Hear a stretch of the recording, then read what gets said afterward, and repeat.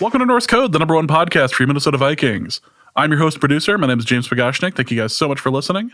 And at the other end of the tin cannon string, we have our analyst and co-host. You know him from numerous blogs and podcasts around the internet, most notably from the Wide Left Substack. He is Mr. Useful Human, Arif Hassan. Arif, it's finally over. It's time. All the speculation, all of the anticipation, it's over. Done. Dusted. We have a backup quarterback. His name is Sam Howell from the Seahawks, technically from the Commanders. How excited are you about the biggest acquisition of the weekend? Yeah, I think that's the story. That's the lead. That the Vikings got Sam Howell. Incredible work, I think.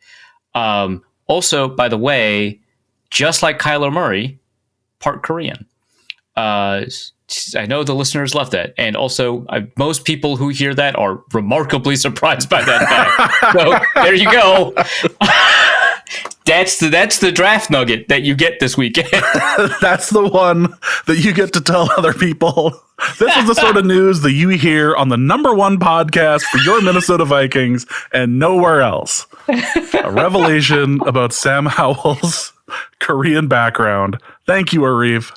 Thank you so much. And thank you, listener, for joining us on this draft episode of Norse Code. Hope you guys are all doing well. Obviously, we have a draft to talk about. So we'll be doing that here in just a moment. We'll be talking about the draft. We'll be going over at least one of the UDFAs. It's a good list, but it's the UDFA list. And we have the mailbag as well. But before we start, again, thank you guys so much for listening to Norse Code. If you enjoy the show and would like to help us out financially, there's a couple of ways you can do that. You can go over to patreon.com/NorseCode for $3.50 a month or a little less for the year subscription. You get access to the bonus episodes. You get access to Discord, all of that.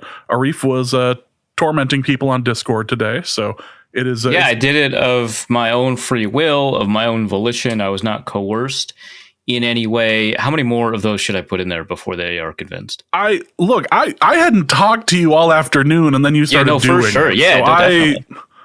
No one is going to believe this, and that's the unfortunate part. But in any case, patreon.com/NorseCode. Be annoying to Arif online over on the Discord. The Discord is the only way to do that. Yes, not his hater Galaga that is his Twitter or Blue Sky account. No. You can also go to paypal.me/NorseCode as well for a one-time donation, or you can go to norsecode.threadless.com where the new hats have started to arrive to people who've purchased them, and I gotta say they look good. They look so good, man. I am shocked. I shouldn't be that shocked because we picked Threadless for a reason, but honestly, I was not familiar with their game when it came to hats. I apologize. Yep. They look so good. The hats are good. The new hoodie is good as well. One day Arif will get it back. That day is not today. Yeah, God. But the new hoodie is quite good as well. So norsecode.threadless.com. Check it out. All right. We are burning through the ad stuff because we have a draft to talk about. And the first pick was not a trade down. This was the Vikings did not trade down. They decided to go interior offensive line, and they went with Donovan Jackson from Ohio State.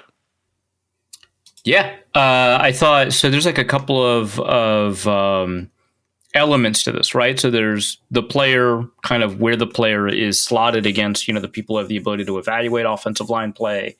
The likelihood of a trade, what offers that the Vikings may or may not have had available to them, whether or not that player would have been available, whether or not another player at the same position would have been available, and what players at different positions would have been available. So there's a lot of, facets to this that I think some of that has been over-discussed, some of that has been under-discussed.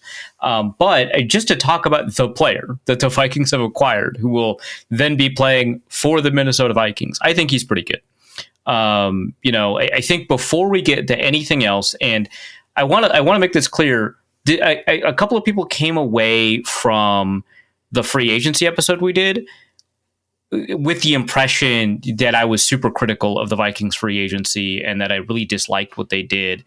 And I think obviously a lot of that's my fault. I'm a professional communicator, but I think one of the elements here is that it's much easier to discuss downsides because those tend to contain a little bit more in terms of discussion points, maybe nuance and stuff like that. than upsides. But also, like when you're pointing out kind of areas where you have concern, they just kind of stick in people's minds a lot more. Like, for example, like when you're reading like comments in reaction to your work, if you have like a 10-to-1 positive to negative comment ratio in like your YouTube comments or your article replies or whatever, the negative replies are just going to stick in your head a lot more. So I just want to be clear. I'm going to say a lot of stuff that's going to be pretty critical of the Vikings, but that doesn't mean I think they had a bad draft. To me, I'd say the first round was like a BB plus. After that, I thought the Vikings kind of screwed up a little bit, but like those are all third round and later investments, so it kind of doesn't matter. I would say that the Vikings ended up with like a B minus, right? So that's an above average draft if we assume the C is average, which a lot of these grading systems don't. So you'll see the Vikings getting a C minus on some person's draft grade, and that'll be one of the worst grades that they give, and that's not how I want to operate it when I kind of just willy-nilly throw these grades out there. So that's one thing. I think Donovan Jackson is a pretty good player. I think that the Vikings reached for him, and I think that if you compared getting Donovan Jackson as a reach to getting Nick Emmanwori, the safety from South Carolina, at value, I would have preferred what they actually did, which is reach for Donovan Jackson, then get good value for Nick Emmanwori. Because I think Donovan Jackson's a better player, right? I don't think Nick Emmanwori is that good of a player, and I didn't love all of the times that the Vikings, there was at one point when he was like a 70% likelihood to be, not likelihood, 70% of the mocks drafted him to the Vikings. And that was just like, I'm looking at the position slot, I'm looking at the players that are available that are like ranked 24th, 25th, and I'm looking to see what the Vikings need. I'm going to match a safety to the Vikings because they need a safety. So I get it. But I'm glad that they didn't do that. So I think that the Vikings got a good player in the first round, which I think is a pretty difficult bar to clear, if I'm being honest. It's like, 60% of first rounders succeed. So it's not that easy to get, a good first rounder. But I don't think the Vikings went through the process correctly. I'll talk about that in a second. Donovan Jackson is a pretty good pass protector. I think that he plays with a lot of balance, which is important. There's a difficulty in discussing kind of a player's inherent capability to move through space, right? So like balance, speed, agility, etc., in their technical capability, because I think he plays at times a little bit, not about flat-footed, but a little bit clunky.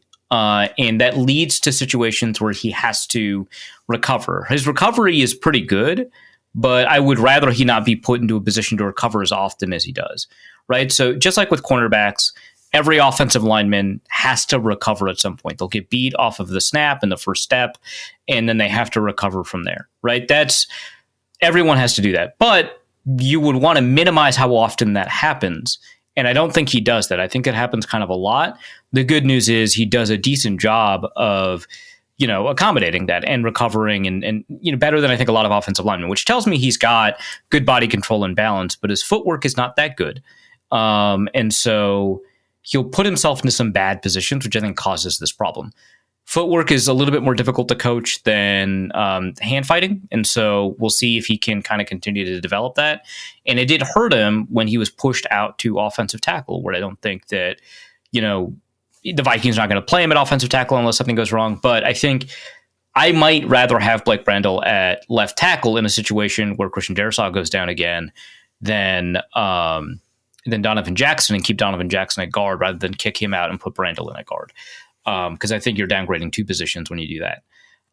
So I think that he is not like a wow player. He is pretty good.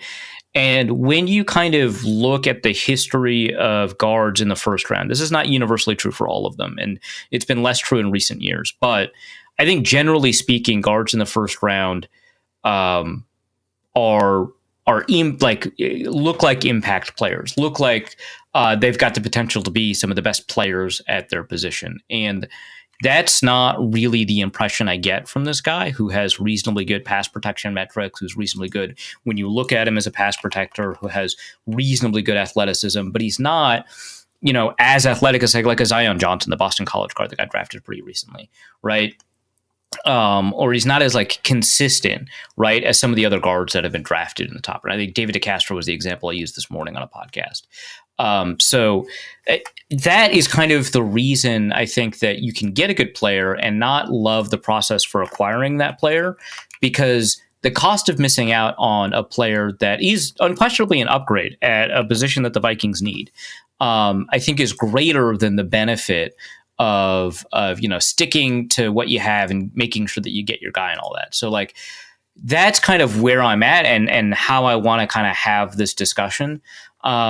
He is kind of I'm not going to say difficult player to evaluate, but he is one where you have to be a little bit more careful in how you evaluate him because he only had, at 5 or so games at guard last year because the left tackle for Ohio State went down. He kicked out to left tackle. His first game ever at left tackle, he's up against the top player in the country, Abdul Carter. He gets whipped, which is fine. Like okay, like that's not the position I expect him to play in the NFL. And also and even if he was a left tackle, if his first game ever at left tackle was against the best player in the country and he got burned, like that doesn't mean anything to me.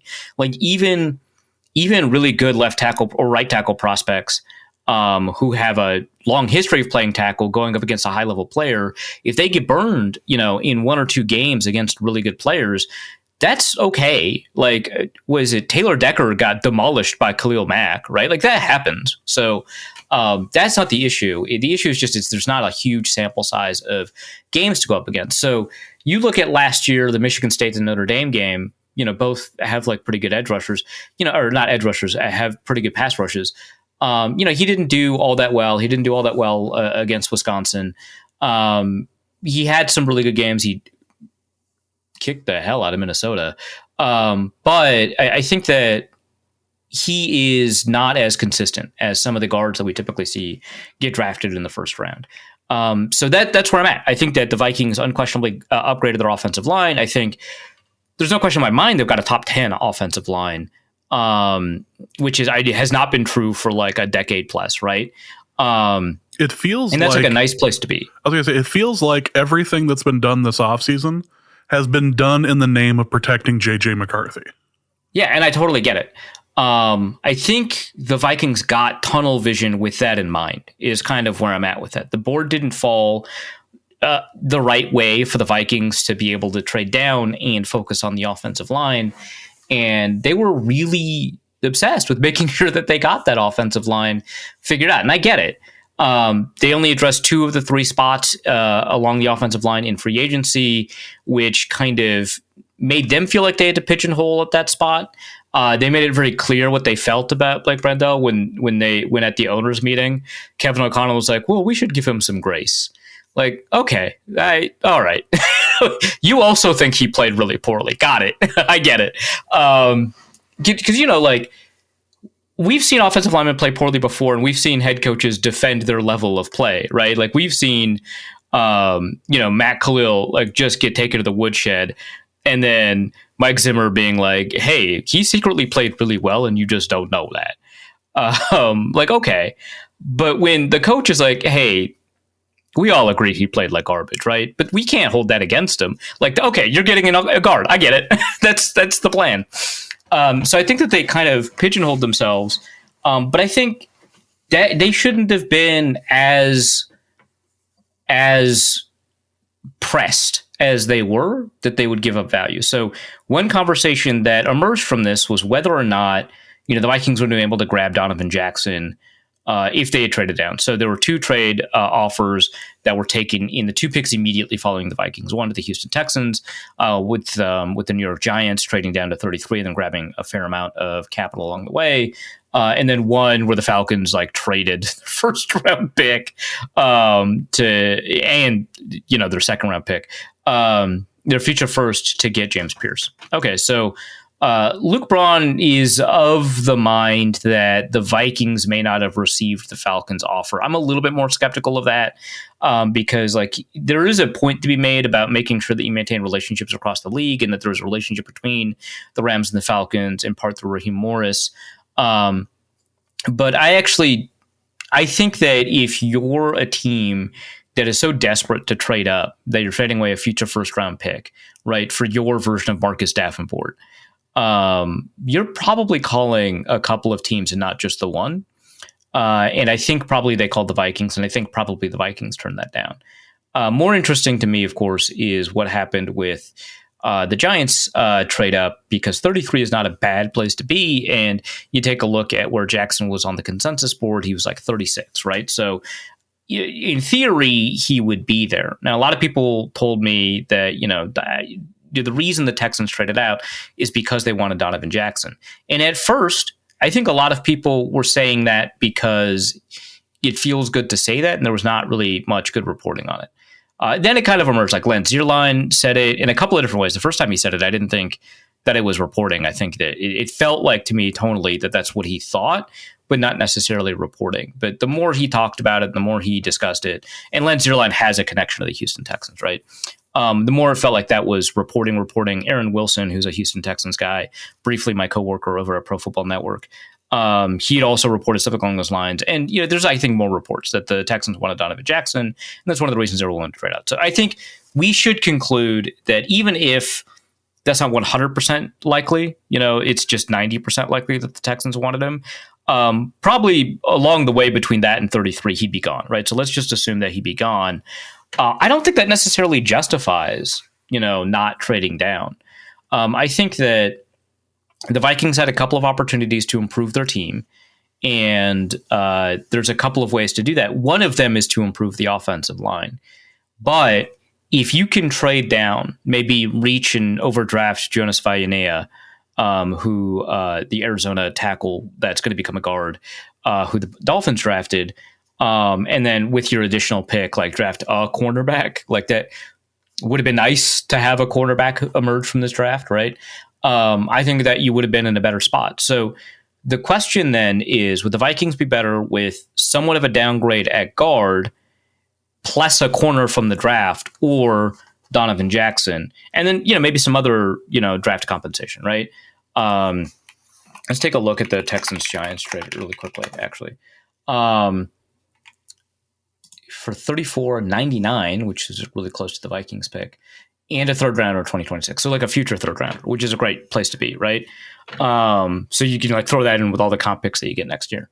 I think you're in a better spot, especially because you can trade a future pick to get back into the second or third round, because the Vikings are expected to get a good number of, or good value in comp picks anyway. So I would have preferred the trade down, get a downgrade at guard, maybe not your guy. And there were very few guards kind of left, right? Like, I don't want to suggest that a guard was absolutely going to be there, but even if there's not a guard there and you have to roll with Blake Brandel, like, okay, what if you get a good safety and a good corner? Like, oh no, like, is the difference between having a 4-person offensive line or a 5-person offensive line where 4 of them are really high level players and one of them is not, versus a 5-person offensive line, is that difference bigger than the difference of having more security at cornerback and safety? And personally, I don't think so.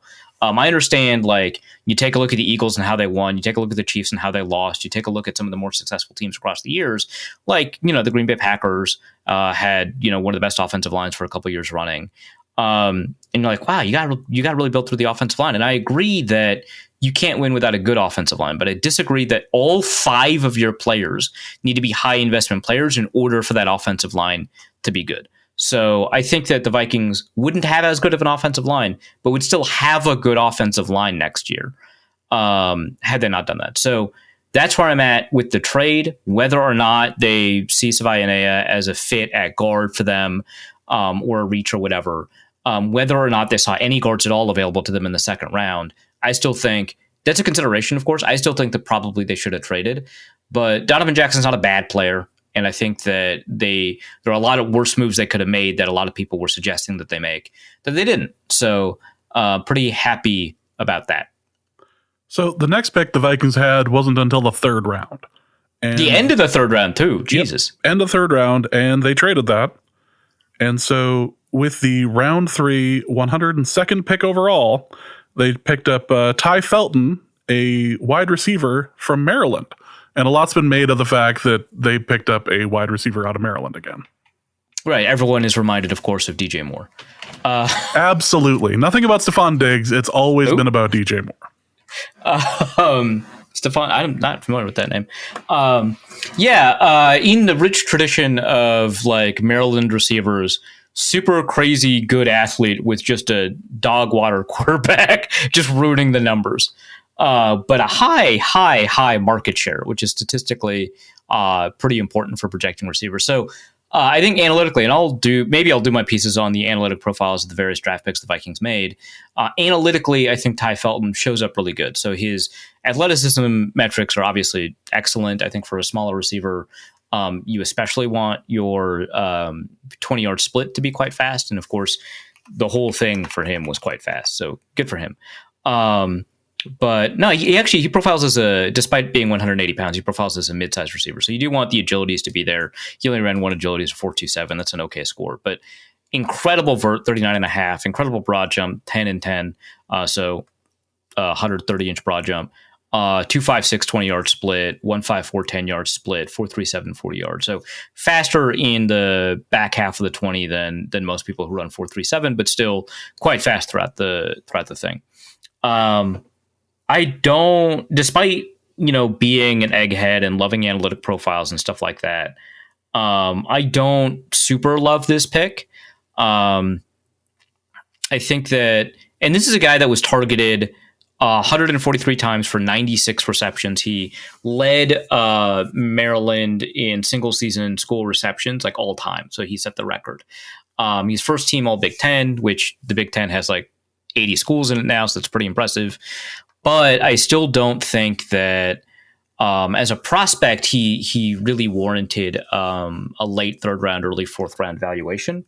And I think this is kind of one where, I can live with the Donovan Jackson stuff. If it was this level of reach in the first round, I would have been just hammering the Vikings for making a bad pick or whatever. Now it's at the end of the third round. There's only so mad I feel like I can be. I was going to be only so mad you can be, but like people can get quite mad about the silliest stuff. So only so mad I'm going to allow myself to be about something like this. It's like whatever. But they grabbed the 129th ranked player on the consensus board, which, I disagree with the consensus board about a lot of players. I think Tyrion Ingram-Dawkins, for example, is one of those players. I think Nick Emenwari is one of those players. Here, I think that they're generally correct. I think that the broader edge of the crowd is correct that this is, a 30 rank change in valuation. And so I'm not super jazzed about this pick. I just think that he's kind of a one note receiver. What's really nice is that he did play a lot of special teams. But I don't want your premier I don't want the third round pick to be spent on a premier special teamer, right? Like when the Vikings drafted Cordell Patterson in the first round, they got the best kick returner of all time. But that doesn't make it worth it. But that's not what they were going for, right? And I think at the third round, having a really good kickoff and punt coverage guy is nice. That's a good bonus. That's not the point. I think that just as a route runner, I feel like he's only enabled to run deep routes. I think when he runs deep, he kind of knows how to work that. He's got decent, ball tracking. He knows how to stack on deep routes. He has a good understanding of how to seek space while still operating within the timing of the play on 20+ yard plays. But I think everything else is an issue. And so I think that he doesn't decelerate. Like I talked about on a previous episode of the Football Party, I talked about this Puka Nacua clip that had been going around where he was talking about what unlocked it for him as a route runner. And the thing that worked for him was when somebody said you're not decelerating, you're accelerating in a different direction, which is true. That's how physicists would describe it. So but I think it's kind of funny that that's what it took for him to kind of that was the switch. And he understood that and he started immediately becoming a more capable and bursty route runner, which is cool.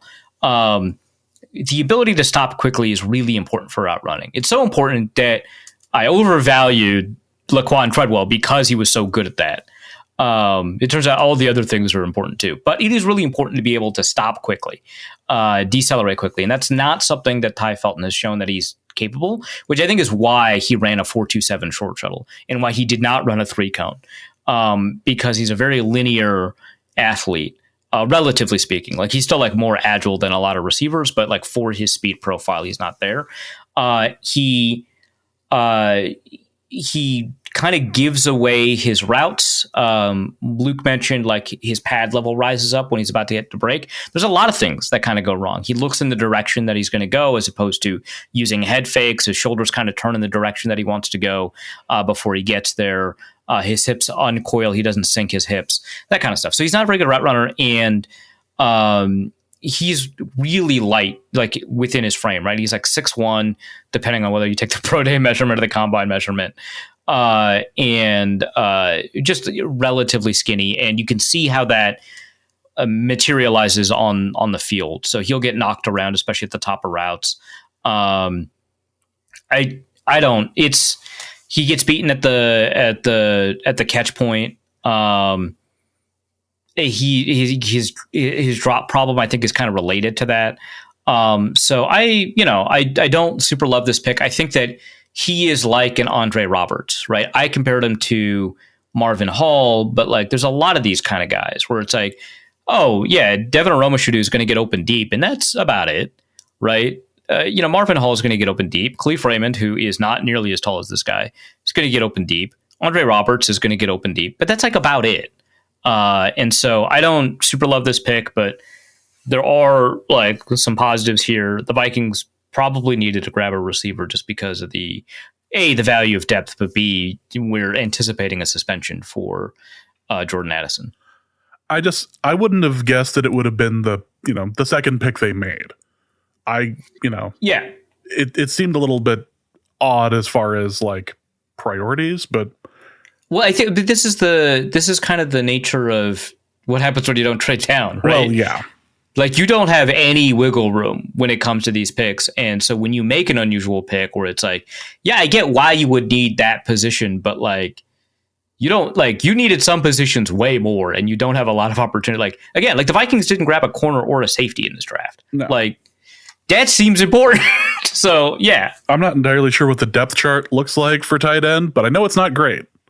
So there were options. Let's go to round 5. 139th overall, Tyrion Ingram Dawkins, defensive line out of Georgia. Yeah, so he's listed as an edge rusher on the consensus board. That's just because of the way most people were listing him.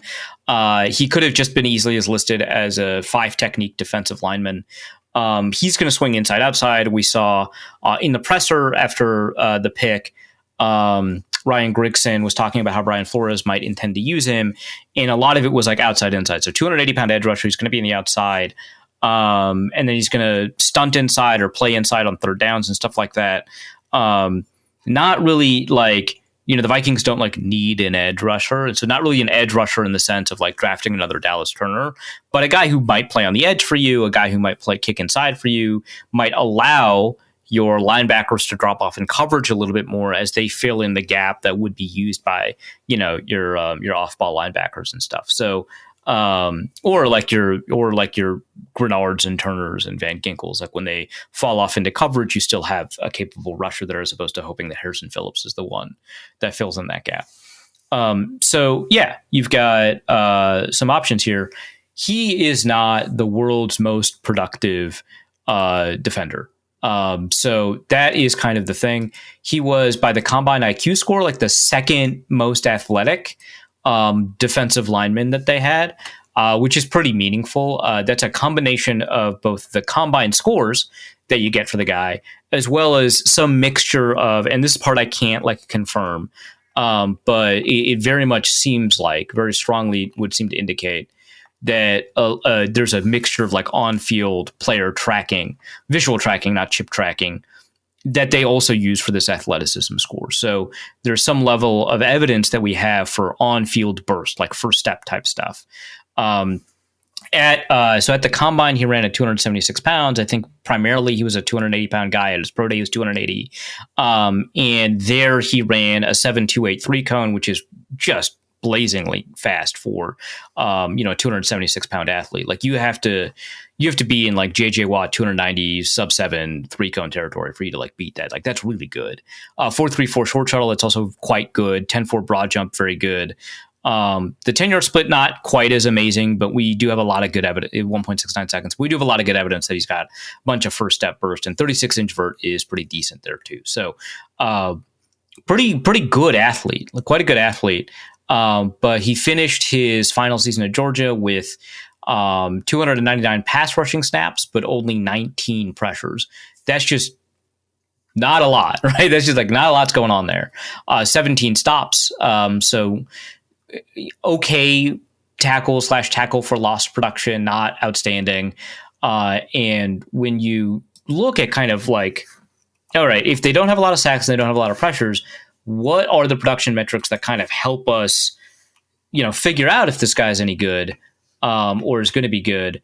You go to tackles for loss, and tackles for loss actually, like per game, correlate even better than sacks do. And as I've mentioned a couple of times on this podcast, as been pointed out a couple of times to me, Danielle Hunter is not exactly the ideal prototype for productionless athlete because he actually had a lot of tackles for loss. So Ingram Dawkins has an okay amount, not outstanding. Very few sack numbers, very few pressure numbers, about 300 pass rushing snaps. So the percentage is not very good. His pass rush win rate, from my understanding, is not outstanding. So it's really a guy who you're going to want to develop. He's entering in at 21 years old. I think he'll be 22 before the season starts. And so you're not getting the youngest guy in the world, but you're certainly getting one of the younger athletes. So you've got a little bit of time to potentially develop him, but he's definitely much more of an athlete. He definitely plays with bend. He plays with power. He plays with a good first step. The numbers would suggest a lot of speed. I wouldn't say that he's got as much long speed as the numbers would suggest. But you want to improve his hand fighting. You want to improve his tackling technique. You want to improve his leverage. That's been an issue for him. He had a little bit of an injury issue in 2023, which extended into 2024. And so in the 2024 spring practice, he's fully healthy for the actual regular season. But he's kind of a guy where you take a look at his numbers and you kind of wonder why he was invited to the combine. And, evaluators like his film a lot more than his production, in part because of that athleticism. But it's going to require, I think, some amount of time to get him going. He was considered a huge reach by the consensus board, ranked 170, picked 139. Personally, I don't see it as that big of a reach. Like, yeah, I guess it's a reach, but to me, it's not like a 40 rank reach or a 100-point reach based off of like consensus board value versus draft value. But it is notable that like the majority of people who watched him did not think that he should have been, a fifth round pick. Like, I think it's notable to say that, but really good athlete. And I think that there's some potential there, but certainly was not a producer and it's going to take some time. So the Vikings went to the 6th round and had the 201st, there we go, overall pick. And that was Kobe King, linebacker from Penn State. Yeah, this is the only pick where they gained value by rank. So I use like an external source to get like the calculation for, what each team needs. And I modify every draft for team needs and also just generally the positional value modifier because the NFL, relative to the consensus board, overdrafts like offensive tackles and quarterbacks and underdrafts safeties and linebackers. And so the positional value modifier accounts for that. So a team that needs a quarterback that picks the top quarterback at first overall, even though he's the 5th ranked player, doesn't get penalized. And so here, the Vikings gained a lot of value by pure rank, but lost the value because they don't quote unquote need a linebacker and don't quote unquote aren't picking a player at a strong position. Doesn't bother me at all. I thought this was a good pick. I like him. He's not very good in coverage, so I don't really ever expect him to be a starting linebacker. But I expect him to be an instant impact on special teams. I think he's going to be a really good special teamer. And he is a really aggressive, assertive player. He is actually somewhat similar to Ivan Pace in that he's undersized, not that great in coverage like you'd expect an undersized linebacker to be, but really assertive, aggressive against the run, defeats blocks that you wouldn't expect a player of his size to defeat. His listing in college was 248 pounds. His combine weight was 236. I don't think that's a mistake. I think that he actually lost weight to get to a faster speed at the combine. I don't think this was like a listing error like you often see with colleges. So he plays like a big, like a dense linebacker. He ran reasonably fast, and so you're looking for somebody who's got stopping power and speed to get downfield. If you're looking for a special teamer specifically, and I think that he has that. He's a pretty good pass rusher when they send him on blitzes, and that's kind of why I wanted to compare him to Ivan Pace a little bit. There's a little bit of a roster mirroring element involved here where, when Ivan Pace went down, they had to move some people around, right? They were like, well, Andrew Van Ginkel is going to play that role a little bit. Kamu Grugier-Hill is going to do that a little bit. Brian Asamoah is a person who is on our roster. They kind of move some stuff around, and they're like, Blake Cashman's going to do that a little bit. I don't know. Right. And that was tough. And here Kobe King can kind of slot into the same role. He's not going to be as good, right? That's why he was a 5th rounder, although notably Ivan Pace undrafted, but he's not going to be as good. That's fine. I think it's a good pick. And, I'm excited to see him just blow some people up on special teams. Cause he seems like the kind of guy that would just absolutely demolish people on special teams. So I'd like to see it. Correction. He was a 6th rounder. 6th rounder. Yeah. Fair enough. Yeah. Finally, the Vikings had the 202nd overall pick, and this pick proceeded to go from team to team to team to team. And Gavin Bartholomew, tight end out of Pittsburgh. Yeah, he's a player. He played collegiate football at Pittsburgh. At tight end, I hear. Yeah, tight end. He was the position that is in between receiver and offensive lineman. No, I don't have like a ton of takes on this guy because I didn't watch him, and I haven't gotten around to watching him. I guess he threw a pass in the bowl game against Toledo, so like good for him. But I mean, the Vikings did need a little bit of depth here. I think long term they're gonna cut ties with Josh Oliver. Even though I like him a lot, I think he's a really good blocker. Like I don't want to like knock him too much, but like that is quite a contract, right? And they lost Johnny Munt, so they no longer have the best tight end 3 in the league, and so you've got Nick Muse and this guy competing for it, and that's fine.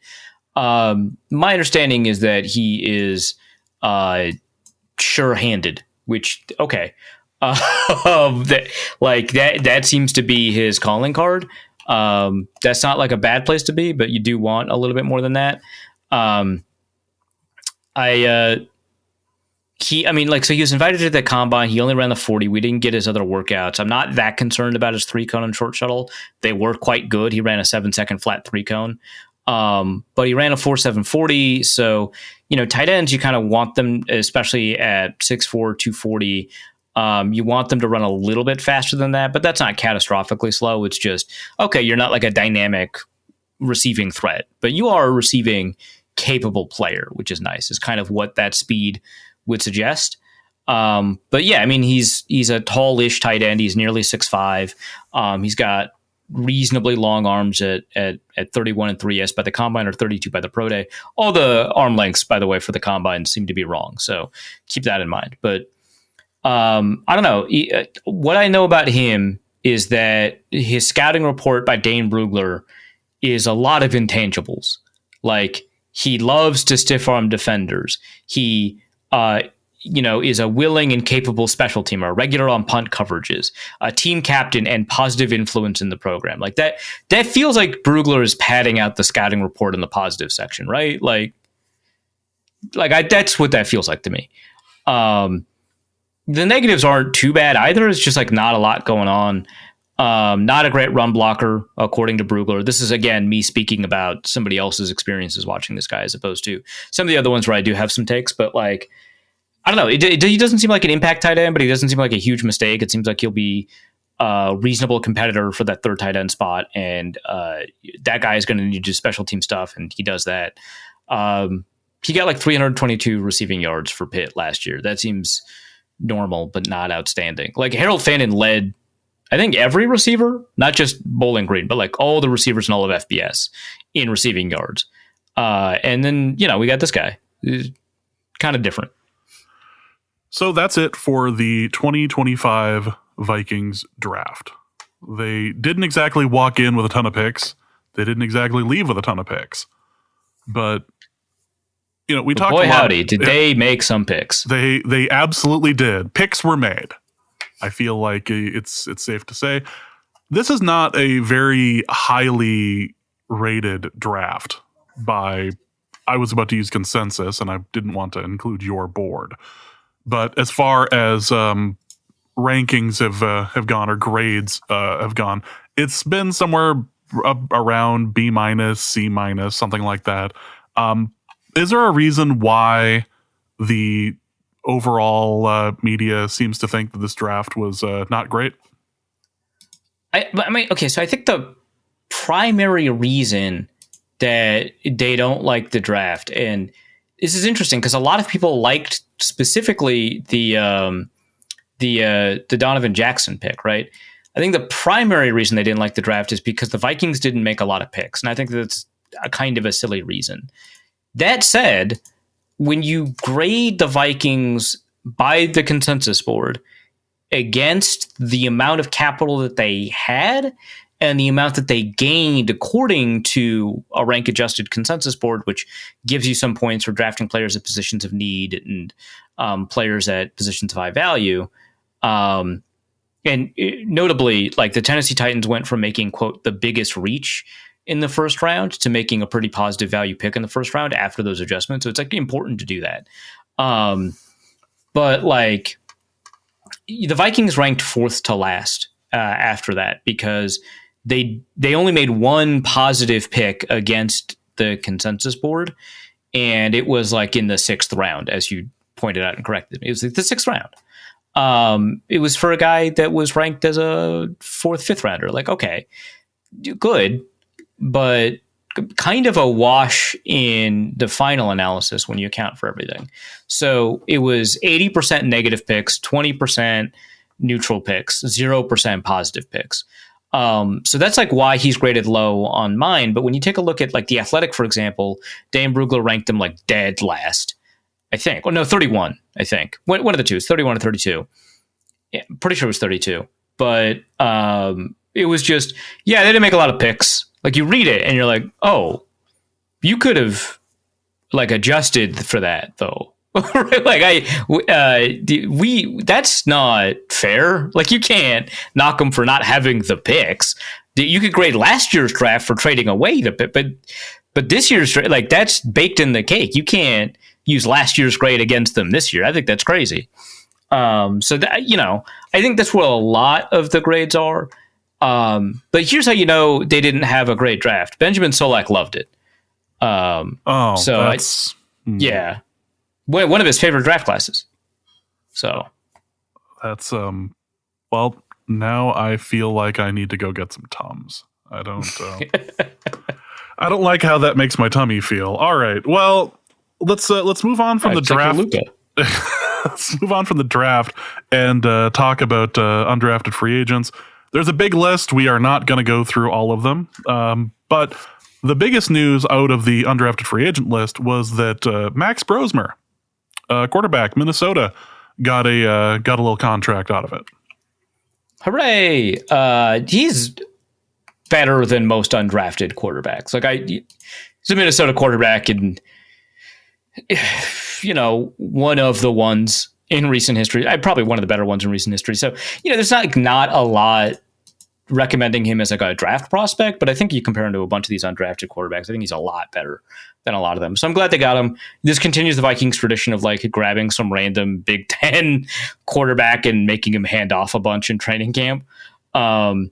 Like the last one that wasn't that was like Jake Browning, right? And he actually was good, and you can't have that. So you ended up grabbing like somebody who's better than like Wes Lunton. I think he's a better prospect than Nate Taylor, who was the guy they drafted in the sixth round a couple years ago from Iowa. But like James Vanderberg and Joel Stavi, Jesus. I think he's better than those guys, but not by like a ton. But I'm glad they got him. And I'd love to be wrong. I'd love for him to, kick ass and take names. Great.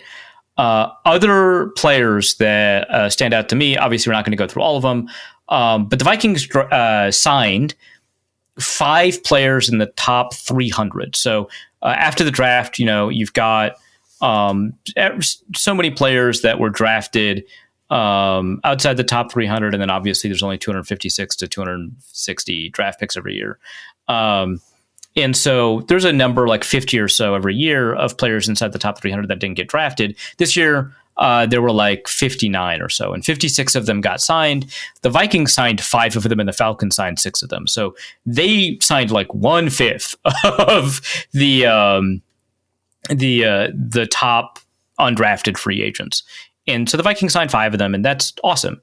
That includes Tyler Batty, the edge rusher from BYU. He's 26 years old because he went to BYU. That's just, unless you're Zach Wilson, that's just kind of the deal. And the way that, like, we're going to be running out of the whole COVID eligibility thing here shortly, because the COVID eligibility thing has caused people to be in playing college sports for a lot longer than you would have been able to traditionally. So we're nearing the end. Yeah, we're going to, I promise there's going to be 21-year-olds entering the draft at some point soon. We're going to get more Danielle Hunters, I swear to God. But until then, it's like 24 to 26-year-olds, and you just got to have to live with that for a little bit. Yeah. But yeah, Tyler Batty, reasonably productive, had like 42 pressures in college, did really well in a couple of key games, like the bowl game against Colorado, which, okay, they had like the worst offensive line in the Power Four, but like still, like he was reasonably productive. Really good athlete, really good 3-cone in particular, which is an important workout metric for edge rushers. You always have to like when a guy, okay, so he's not technically 26 yet. He'll be 26 in 4 days. But when a guy is older, right, because people typically peak in athleticism 27, 28, 29, you should expect them to be more athletic. And so you should adjust your framework for evaluating their athleticism against younger guys, 22, 21. So keep that in mind. But he is like a 90th percentile athlete with reasonably long arms, reasonable weight at 270 pounds, runs a 7.213 cone. That's really great. 34-inch vertical. That's okay. 10-foot broad jump. That's all right. And a reasonably fast 40 with okay-ish 20. Pretty good athlete, 90th percentile athlete. But because he's older, it's probably closer to like a 70th percentile athlete. But productive, good athlete, Power 4 program, hard to find that in undrafted free agency, so good work there. Logan Brown, Kansas, quite a good player. I think from a talent perspective, he's probably a 5th rounder or so. Certainly the consensus big board thought that he probably should have fallen around there. Has gotten into multiple fights at multiple programs with his teammates, not like with the opposing team. It's like, oh, okay, you've got like a little bit of edge. That's great. No, he was like kicked off the Wisconsin program, like got into a fight in practice, entered the transfer portal, announced he was entering the transfer portal. And then the head coach was like, no, hold on. Everyone seems to think that's voluntary. No, we fired him. He's gone. So kind of a dick, and probably you should keep that with your understanding in mind. Right tackle as opposed to left tackle. I believe he played right tackle all 5 years. If we count like some of the years where he only played like a couple of snaps, but I believe he was like always a right tackle, except when there was injury. He played, I think, like 2 games at left tackle for Wisconsin, if I remember. So, but really productive, allowed 6 pressures all year for Kansas in true passing sets. And when there was like reasonably long dropbacks, he was like pretty good and pretty powerful and annoying, which is nice, run blocker. But he wasn't good enough to be a Richie Incognito, and so he had to leave. Chaz Chambliss, great name, all name guy, reasonably productive. He was a rotational guy at Georgia, reasonably athletic. So those are the guys that I'm paying the most attention to in undrafted free agency. The Vikings got, according to my numbers, the best undrafted free agency class yet again, 2 years in a row. And I think 3 years ago they had like the 3rd best or something like that. So outstanding. Great. You'll probably get 2 more guys added to your roster because of how good it was. Excellent. And we'll cover a little bit of undrafted free agent stuff when we get into the mailbag. But I did want to ask if you had a theory on how many holes were punched into the walls in the darkness retreat of Aaron Rodgers when the Packers just started picking up wide receivers. Yeah, it wasn't just like a first-round receiver. It was like receivers like left and right. Yeah. They're like, oh, hey, we have a kind of like a receiver issue. We should grab some guys. So they grabbed a guy in the first round. They grabbed a guy, I think it was at the third round. Like they just like kept grabbing guys. So yeah, I hope it was painful for him whenever he finds out when like cell service reactivates for him. I want somebody to video his reaction to finding out that the Packers drafted a first round receiver as soon as he was gone. And McAfee will be the one to break it to him. It'll be great. I hope he breaks it to him and doesn't just act like. I hope it's not he went in knowing. I want McAfee to break it to him. Yeah, that would be that'd be a nice way of doing it. And we'll talk a little bit more later about the whole Shedeur thing, because you can't talk about the draft without talking about Shedeur Sanders. And Lord knows that some people, that's all they talked about. Mel Kiper, I am looking at you. But Jesus. It is funny to me that we had a number one pick that if you asked 50 people who watched the draft, I'm not convinced that 45 of them would remember who the number one pick was. That's how like odd a draft it was. Well, I think if you watch the NFL Network, you would know. But I think if you watched ESPN, you'd kind of struggle a little bit. You're like, I know it was Tennessee, which already like fine. Oh yeah, already we're entering a memory hole. Things are going to be a problem there. But as far as the draft itself, I know you've written on this, but if you'd like to speak on it, how did the draft do compared to the consensus board? Yeah, so this is, I want to say, the third closest the consensus board has been to isolating draft outcomes. Last year was the best year ever for the consensus board relative to the draft. They had the fewest numbers drafted outside of the top 300. This year was the second latest we've ever had someone drafted outside the top 300. So that's when Chicago drafted Ruben Hippolyte in pick 134, I think. Who's the 401st ranked guy on the larger consensus board. And that was the second latest. The latest was when the Patriots drafted the white supremacist. Do we still have a B percenter in our Discord? Like that's who that's kind of named after. Yes. Justin Rohrwasser had a 3% tattoo, which by the way, I want to point out, he did like get rid of it before training camp. Like, Justice Mosqueda, of all people, was the one to break the story. He was like, hey, is that a 3%er tattoo? Tweeted it out. Everyone got wind of it. They asked the Patriots about it. The Patriots, unfortunate name in this context, were like... ahead of their time, but that's for a different podcast. Right, yeah. We're like, oh... I wasn't really aware of that. And it's like, yeah, you wouldn't be. And it's like, well, we're against white supremacy because it was a different time. And he apologized and covered it up. Had he been drafted today, I would have been fascinated to see how differently the discussion would have went. But I just want to see what he covered up the tattoo. Yeah, I'm super curious. What's really funny is that to an 8. Like, yeah, right. Well, no, it's a Roman numeral 3. Oh, that's okay. You could turn that into like columns of a building, right? Like, there's a lot of. But what's funny is that like John Kuhn, also an unfortunate name in this context, also has a Roman numeral 3 tattoo, but he got it before the 3%ers were ever a thing, and his name, I believe, is John Kuhn III. So, like, okay. Yeah, sure. I don't get to I don't get to say this often, but you, sir, get a pass. You get a pass. Thank you, James, for giving him the 3% pass. Anyway, that's the record. I hate that cannot be the name of the episode. Like, there's no way I can put that in. I mean, you're in control. You can do whatever you want, James. I'm not. As much as I'd love to have you send out an email to all the people subscribed to the Wide Left Substack and have that be the subject in the email. Did you see Luke's response to when I had named the episode about the receiver? Bring me Velus Jones? That's what I. What was his response? He said, "Oh, what the?" And I get this in my email tonight before bed. Really? Yeah. What's wrong?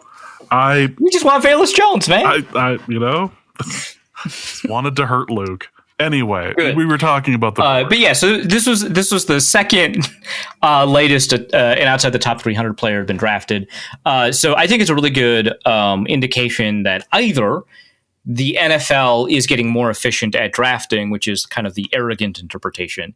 My consensus board is so good, the NFL is now following it, or that the people who are providing the information that contribute to the consensus board are getting better at identifying the players that should or would be drafted, which is also, I think, a fair interpretation. My understanding, based on talking to people in the NFL, all of whom are aware of the consensus board, which is crazy to me, truly crazy.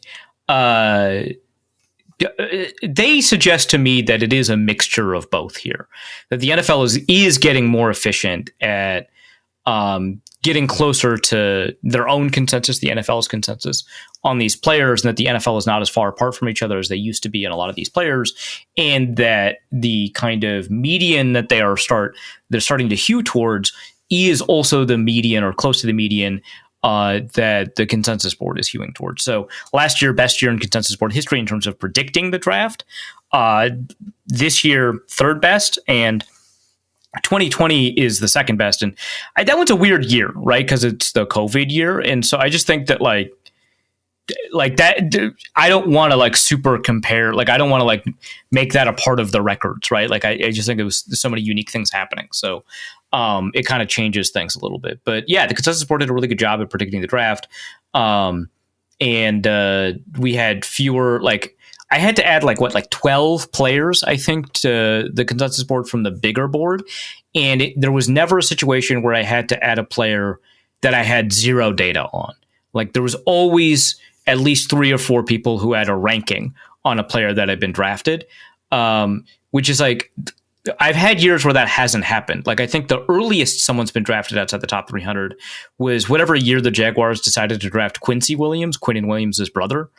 I had no one had ranked him, and I was oh, sure. I don't know. You got the 800th ranked. I don't know what to do with this. 800. There you go. It was not great. Well, we're going to get into the mailbag. Paul asks, I've seen Felton pro-comped to Naylor. Do you agree with that? And if so, why would the team draft a guy with such a similar skill set? I don't super understand that comp, and I'm going to say something that I'm going to preface with, I know this is not the end-all be-all of measuring wide receiver speed, but Jalen Naylor ran a 4.50 40. Now, he is clearly way faster than a 4.50 receiver typically is. So I want to make that clear. But they are a different category of speed.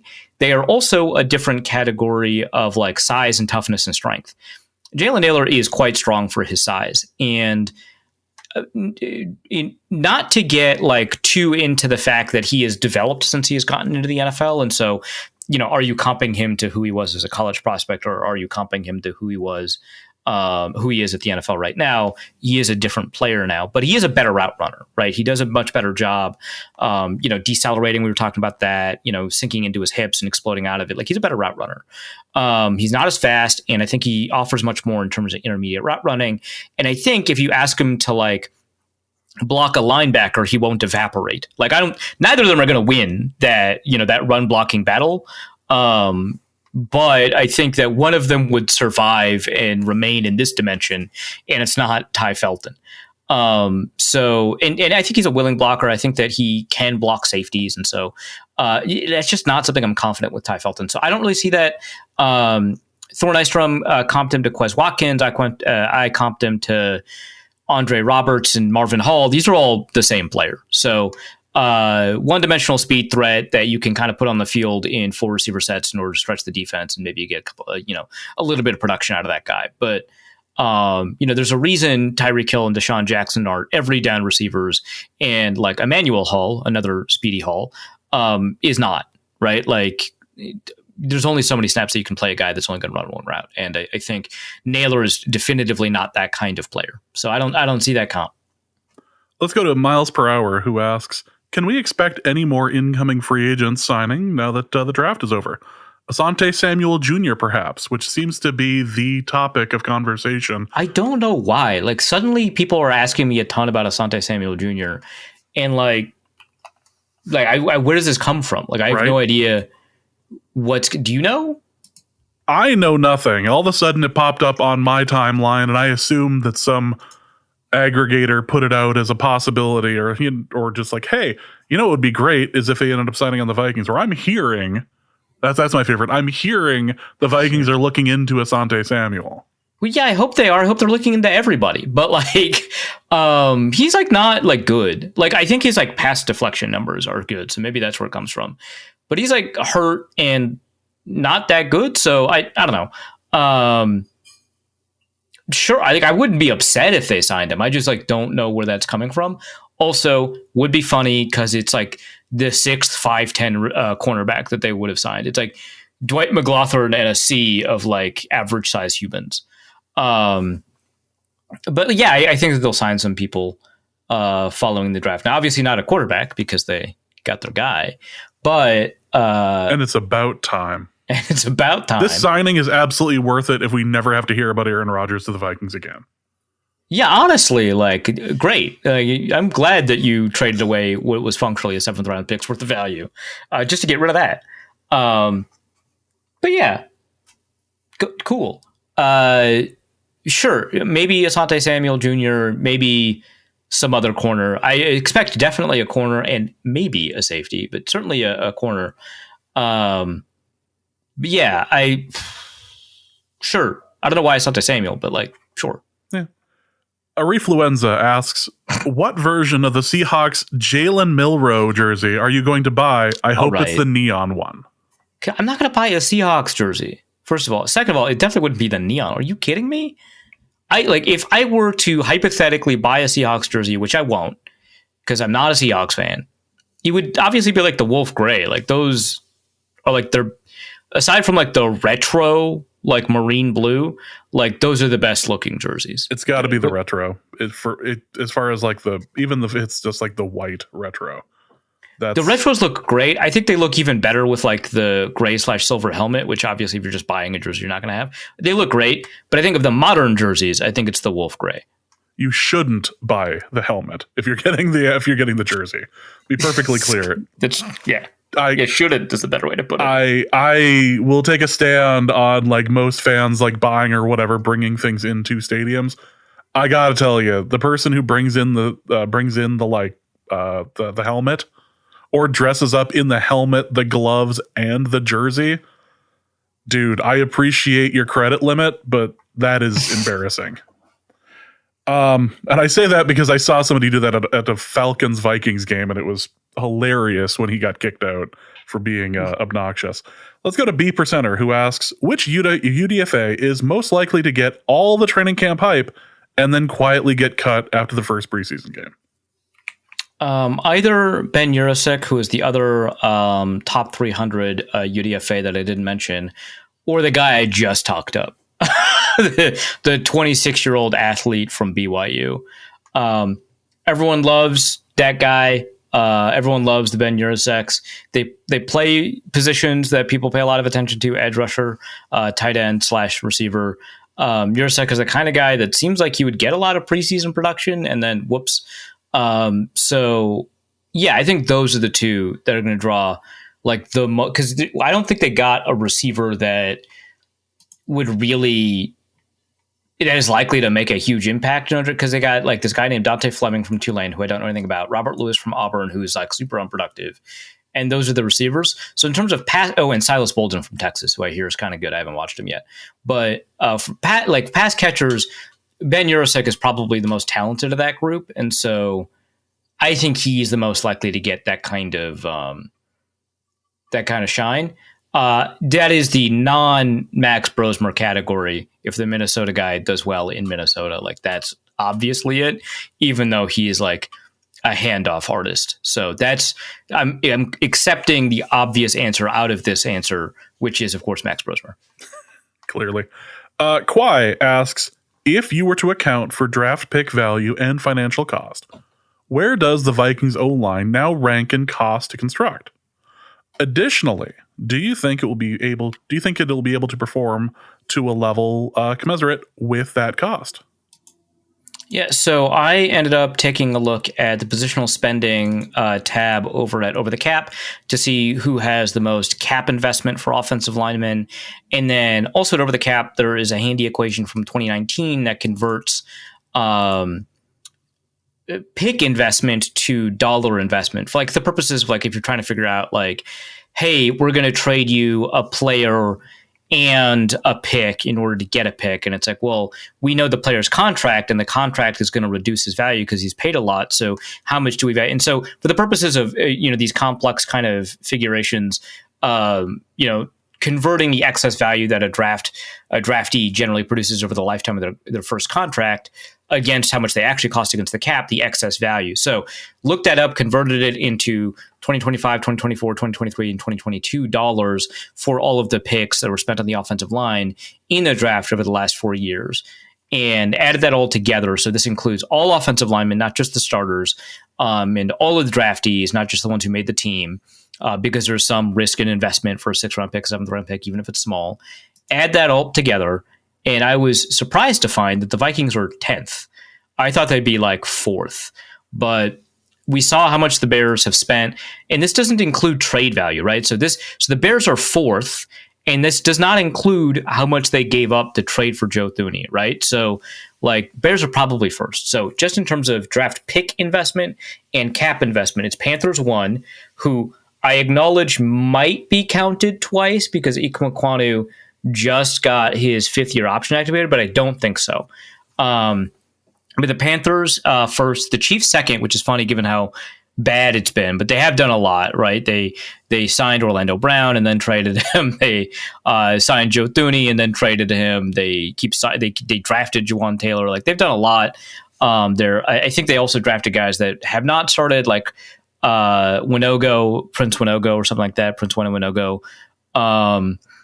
But yeah, the Patriots are high up there because Cole Strange counts as a heavy investment because he's a 1st-round pick.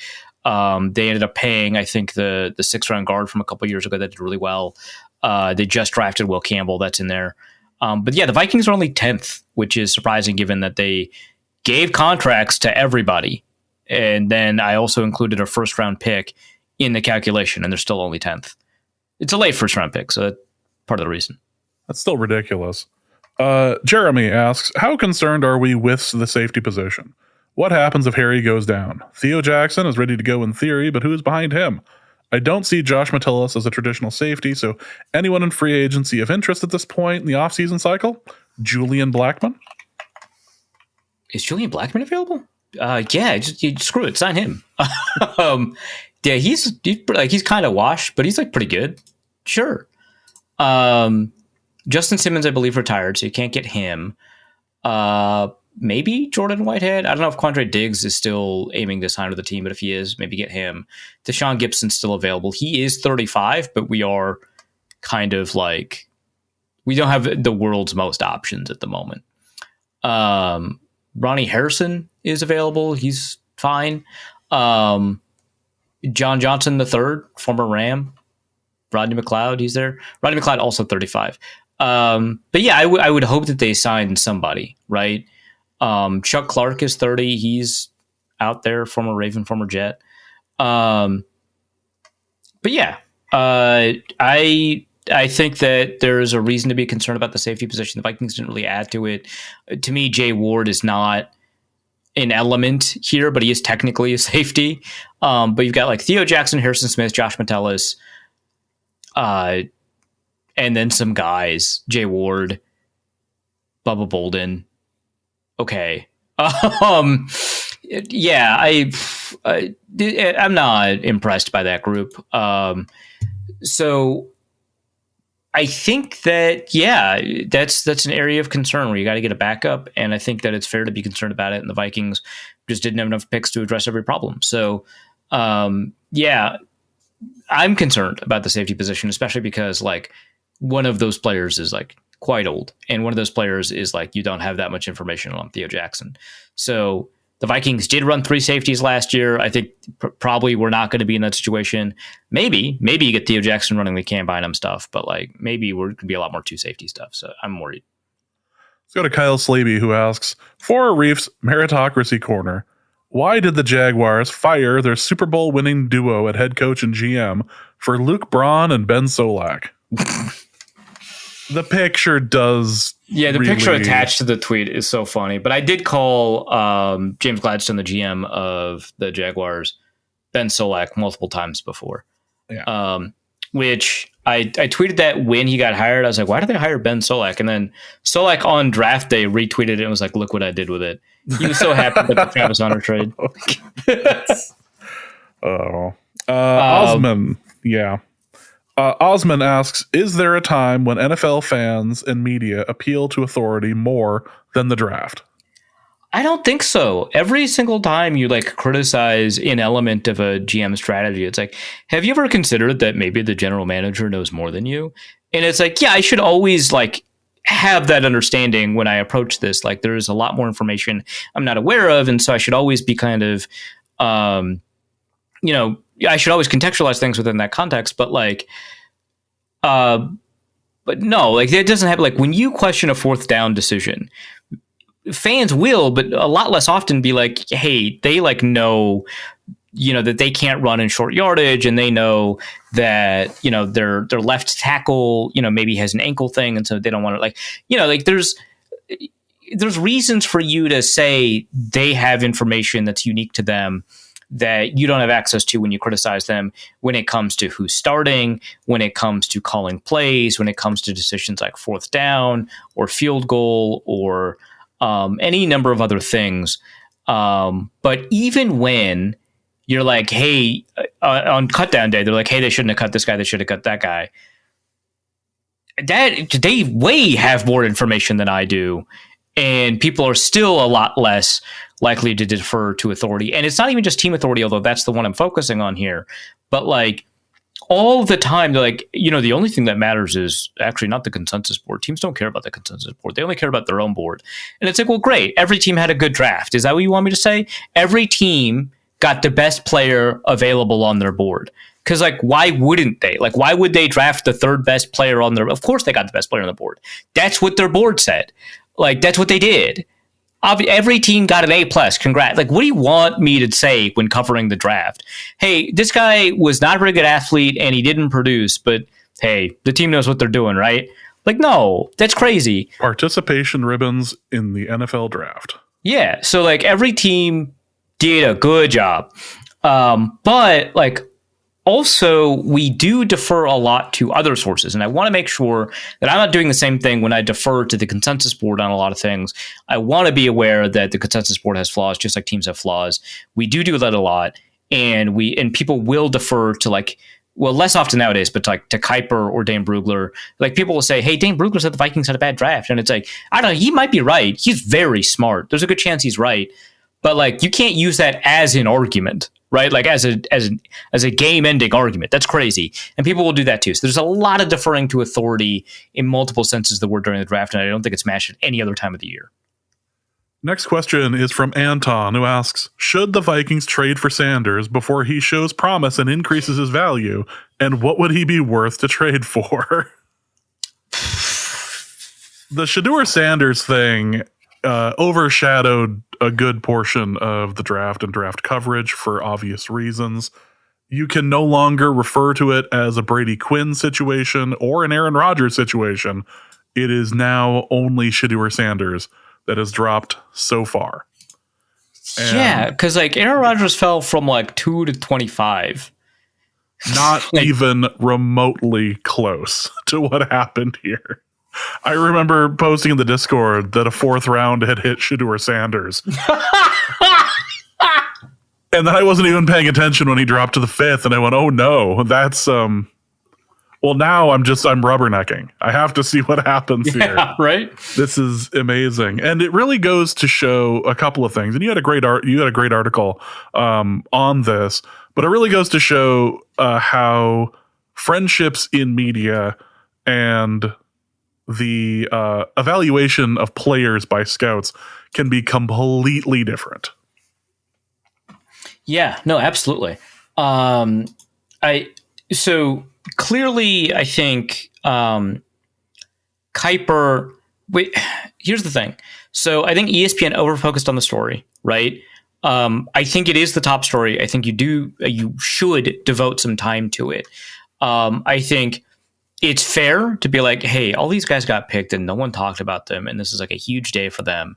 Like, what's going on? I think that's fair. I think people overemphasize that element of it, and I don't want to take away from like these extraordinary days that these people have had. But like we did have like a parrot announce a pick a couple years ago. Like these, like the fourth round, fifth round, sixth round stuff is like not treated seriously by any network, and it hasn't been for a long time. And we cut to commercial, and people get picked during the commercials. Like it's sad, but it's not relatively as sad as I think a lot of people are making it. But it was way too indexed on that. But I don't think they should have not talked about it. It's just, when Cam Ward got picked, we did talk more about Shedeur than about Cam Ward, which that's crazy. That's the top pick of the draft. So that was kind of nuts. I will say that like that slide being historic it's interesting because from a value perspective, and I don't know what like if we had consensus boards in 2005, which we didn't, right? There weren't enough. Even if we had a more robust internet, which like thank God we didn't in 2005, but even if we'd had a more robust internet, there would not have been 40 people producing big boards back then in 2005, right? So, but imagine we had a consensus board. I would guess that Aaron Rodgers was like the 7th overall. I don't remember who else was in that draft, besides, of course, Alex Smith. But I would imagine he was around 7th or something like that, because there were a lot of criticisms of Aaron Rodgers. He had a really good pro day, and that's great. But dropping from 7th to 25th is technically is the wrong word to use here. By some calculations, a bigger slide than the Shedeur slide from 22, where he was ranked at the consensus board, all the way to the 5th round, because there's a ton of value. Like, you trade up more to go from 13 to 7. Or it could be a bigger slide, I should say. I should probably run the numbers on that. But the Laramie Tunsil slide from 1 to 13 was the biggest non-murder investigation slide over the past 11 or 12 years. I, of course, am saying that because there was like a murder investigation that forced, what's his name, Lyle Collins, to drop entirely out of the draft. But he did motivate that because after like the 3rd round, he was like, hey, I just rather would be an undrafted free agent. Don't draft me. I just won't sign.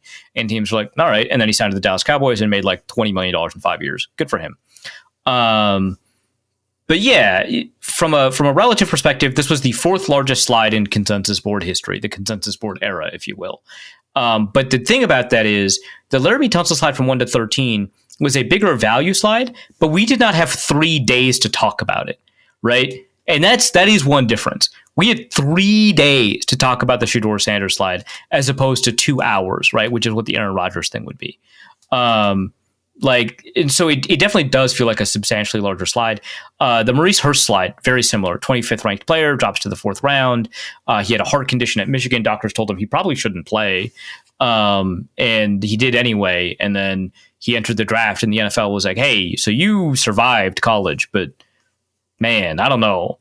So that's like a much more reasonable slide.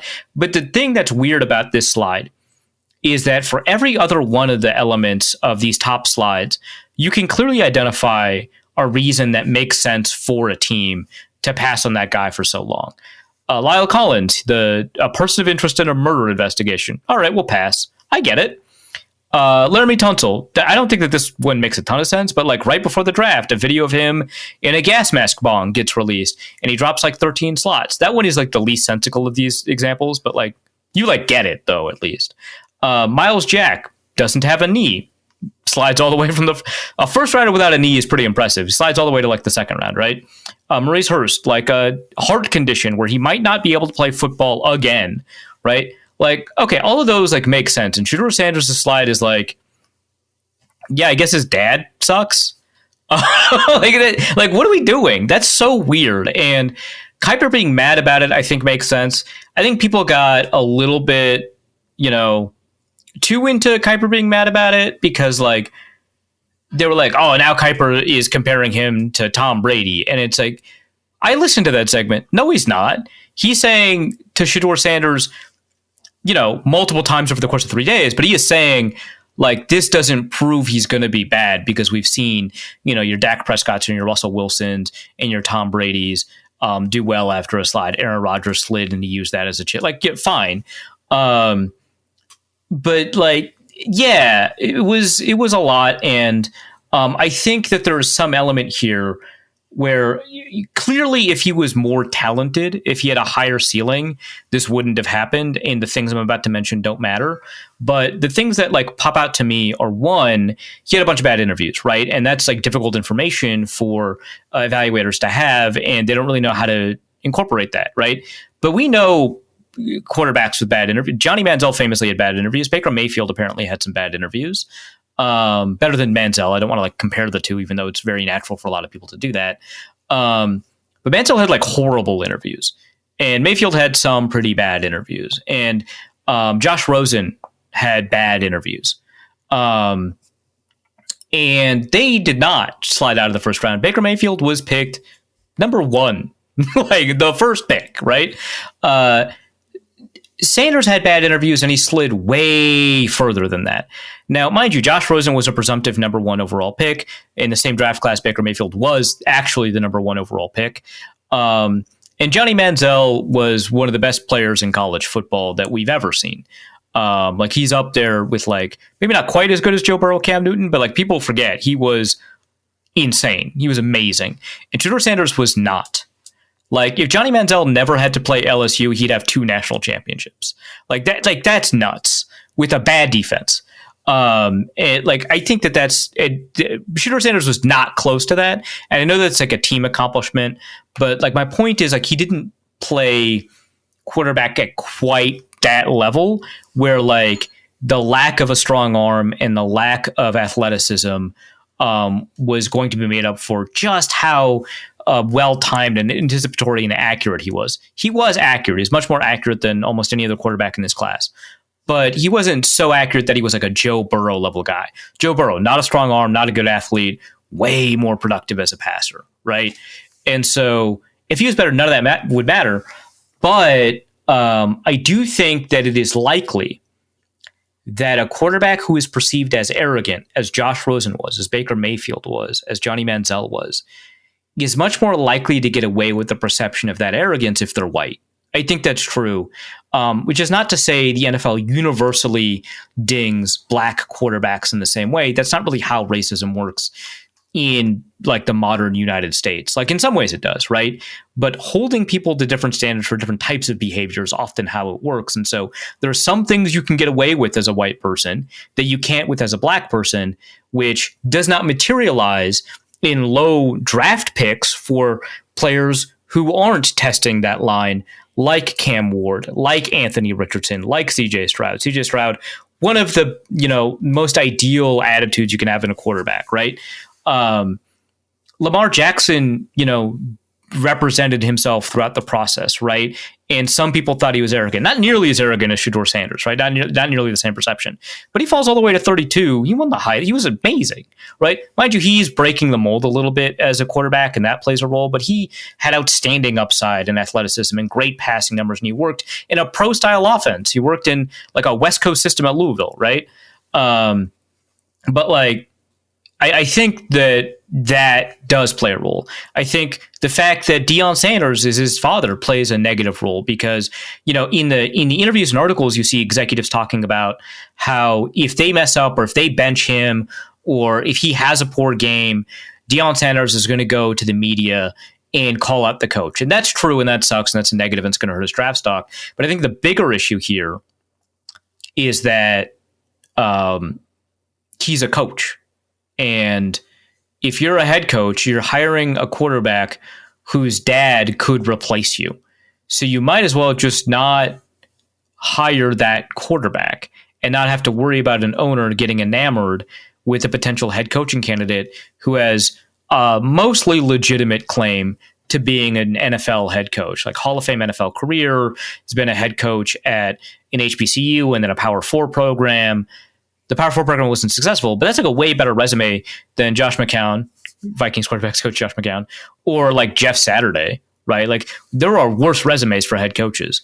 And the fact that there was a strong rumor that he was going to be the Dallas Cowboys head coach, I think suggests that there's always going to be a potential threat here. So I think that Deion Sanders being a potential head coach threat, and probably a difficult coach to work with if you're an executive, also plays a role here. So I think Sanders not being as good as Cam Ward or Johnny Manziel or Josh Rosen, who obviously Josh Rosen had an awful career, but I think we all know what I mean when I say that. Like as a draft prospect, he was considered the top quarterback. He's not as good as those. And so that plays a huge role. But I think race plays a role. And I think even you remove the race element, I think Deion Sanders being a threat like plays a role. So it's a complicated, and I think it wasn't just the talent on display that made him fall all the way to the 5th round.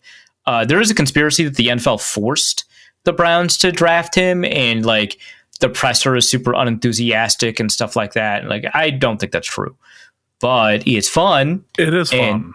And it would be funny if he beat out Dylan Gabriel for like the 3rd quarterback spot out of like the 6 quarterbacks they have in that room. I like the conspiracy theory that all the teams basically made a gentleman's agreement not to touch him, and wait until like the 5th or 6th round. And yeah, that room looks like that room screams the owner made the pick. Like the picture of their draft room when Shedeur Sanders was drafted, that just screams the owner made the decision, not us. Ugh. Yeah, that quarterback room is. You know who I feel for? Joe Flacco. He didn't sign up for this. I mean, he signed up for $4 million on a retirement tour over in Cleveland. He didn't sign up for Deion Sanders' kid to show up with his entourage. I don't know. But Droom Don Sharif does ask, is Mel Kiper any good? And he has missed pretty hard in the past. He also hit with Josh Allen of all people, but he's missed hard in the past. If I were Mel Kiper, I would bring up Josh Allen friggin' all the time because he got hammered by me and a bunch of other people for being the number. Like he was like I think number 2 out of like the 80 or so boards I had that year on Josh Allen. Like somebody had him like number 1 overall, and he didn't have him number 1 overall, but he was pretty close.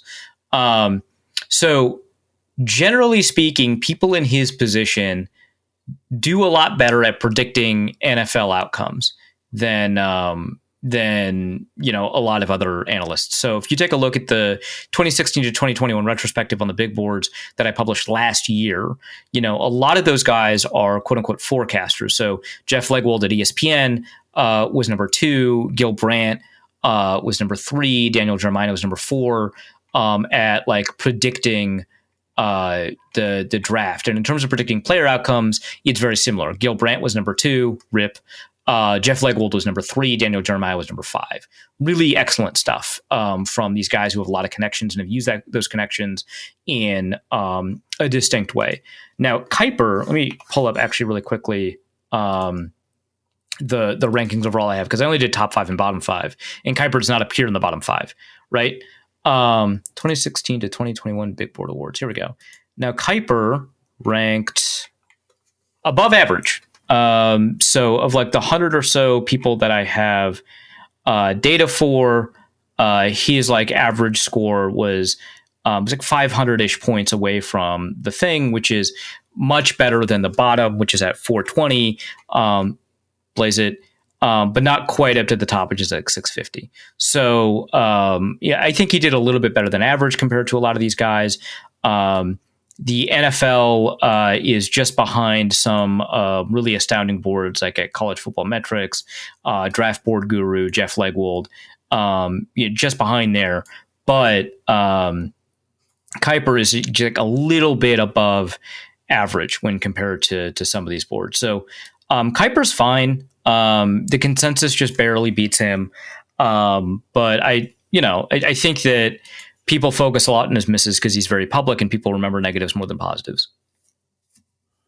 Next question is from Charles Wrights, who asks, for Arif's Conspiracy Corner, with the Texans adding to a Jalen and a Jalen by drafting a Jalen, two Jalens, and a Jaden, and the Cowboys adding a third Tyler to their offensive line, has the NFL made it too obvious that they've designated the state of Texas for name-based magic experiments? Jesus. And does this signify a desire to move away from numerology, much like the shift from running to passing in the 2010s? So I noticed this when I was constructing like my big board grades. They grabbed a bunch of Jalen. So for people unfamiliar, they drafted Jalen Noel, it's pronounced Noel and not Noel. Jalen Noel, Jalen Lane, I think I want to say, from Virginia Tech. There's a couple of Jalens in the draft too, so that one's kind of tough. Jalen Smith, that's it, the cornerback. Jalen Reed, the safety, and then Jaden Higgins, the receiver. They also have on their roster Jalen Petre at safety, and I believe Jalon somewhere. No, like 5 Jadens overall. It looks like. But yeah, Jalon Thomas. There it is, at right tackle. So they've got a lot going on. Now, here's the thing about name-based magic. Some of it is, in fact, numerology in disguise. Now, mind you, this is not a podcast about magic, and I don't know anything about it, but some of it converts letters and names to numbers. So you have to be kind of concerned about that. I think with the Tylers, we don't know. We don't know if that is a numeracy type naming magic or not. But given the variety of Jalens that we have, I don't think that's what's happening with the Texans, because these produce radically different numbers according to different name-based numerology charts. So I think that it could be different types of name magic, and I wouldn't say that this is a move away necessarily from numerology. It could be a diversification of approaches here, but I think name-based magic has kind of its own category in Ken that you have to pay attention to when you're taking a look at that. I think this is still football, right? I think we are now going off the rails. Yes. Oh, okay. Okay, great. So just letting everyone listening know we've hit a point. So if you're no longer interested if you're interested in the football side of things, you're probably free to go. Because for Reeves Parenting Corner, today my partner was asking our 2-year-old son what he wanted for lunch. She offered a cheese sandwich, which he didn't want. She offered grilled cheese, which he also didn't want. She offered him peanut butter on toast, our go-to backup, and he didn't want that. She explained that she was trying to give him free will, and he replied that he didn't want that. Outstanding. Now that he's forfeited his agency and is at our command, how much will you pay me for him to come make cookies for you? Oh, okay. All right. There it is. Okay. So first, the phrase "I want to give you free will" doesn't really work here, because that's not how that works. But I want to give you choice, and obviously the kid doesn't understand the difference between choice and free will anyway, so it's kind of a pointless distinction. And the kid didn't want that. Okay. It does make things a little awkward. Yeah. But no, I don't want your children. Yeah. And I don't run child labor operations, and I don't sell cookies. So none of this is relevant. I don't know how you got that idea in your head. We'll figure something out later. Matt D asks, what does this draft class want to be when it grows up? Feels like a 40 years of the DMV and a government pension draft class to me. It is a very, what did Kwesi call it? Down the fairway type draft. It's very low up. Well, I mean, Ty Felton is high upside, but it's very down the middle. Try to just make sure that you've got a baseline level of talent, not be, again, Ty Felton kind of distracts from this, but not be too explosive or game changing in it. Not a huge bunch of dramatic moves. The most dramatic move was trading for a backup quarterback in the middle of the draft. Which okay. But yeah, That's a tough analogy to beat. That one's pretty good. Yeah, this is a government pension draft class. I don't know. I think the most dramatic moment was probably when the first pick was being announced as the draft, as the trade happened for the second pick. You're like, okay, well, that's interesting. I don't know if I would have spent all of those picks, but that is one way to do it. It's weird when you think the Browns did something right.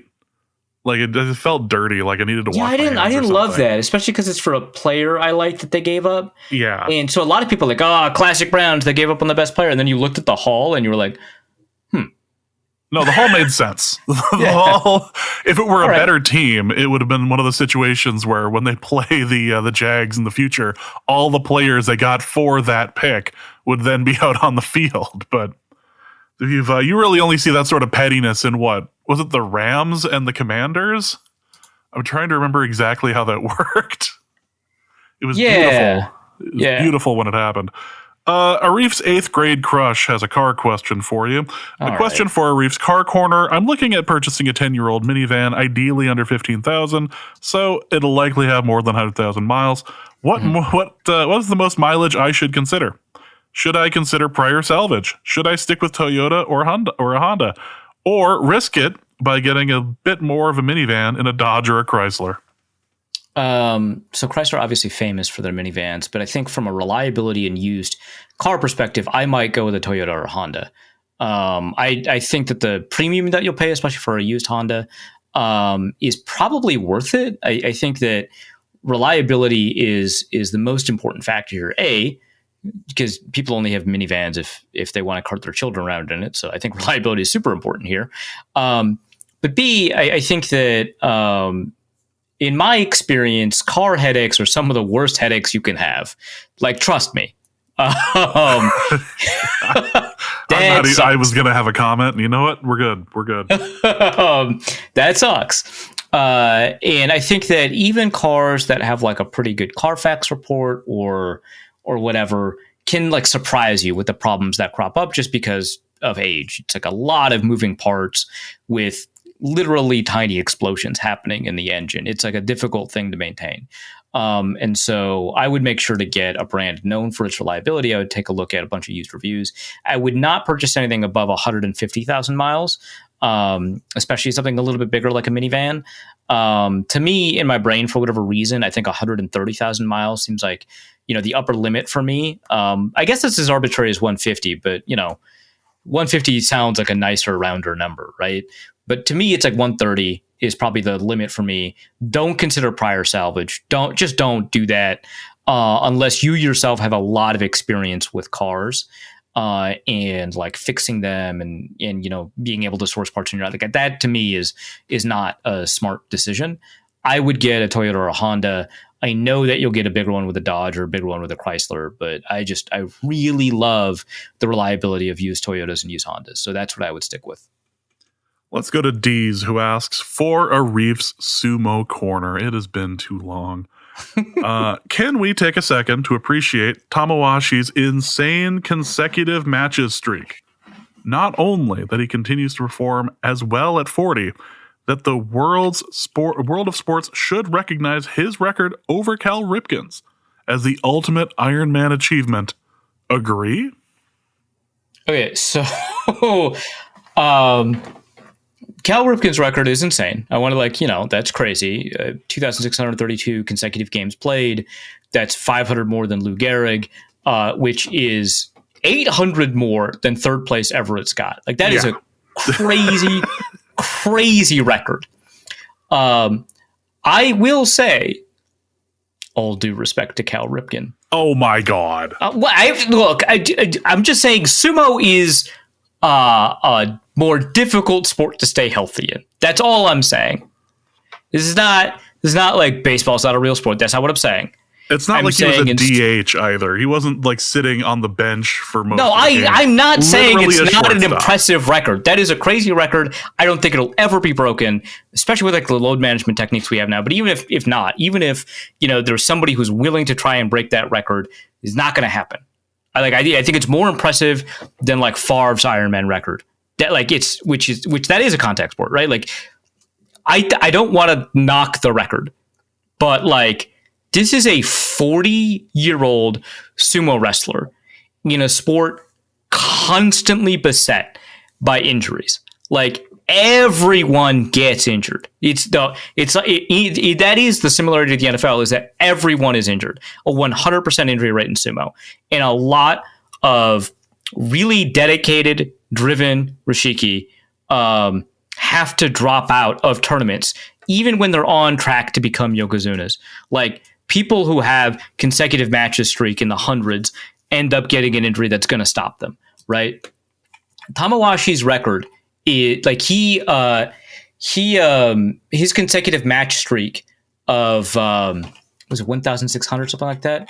So he got the record on September 10th, 2024, 1,631 consecutive matches. Oh my God. So that's when he got the record, and he continued piling on that.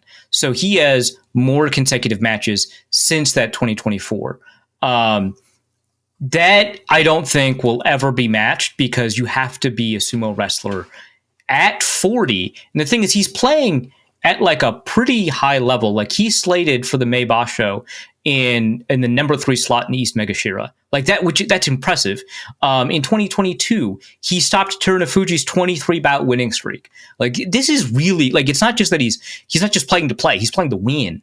And the fact that he's been able to do it in a sport that stresses the things that impact you the most as you age, that you lose the amount of strength that he's losing, the explosiveness with which you come off of the start, like that's crazy.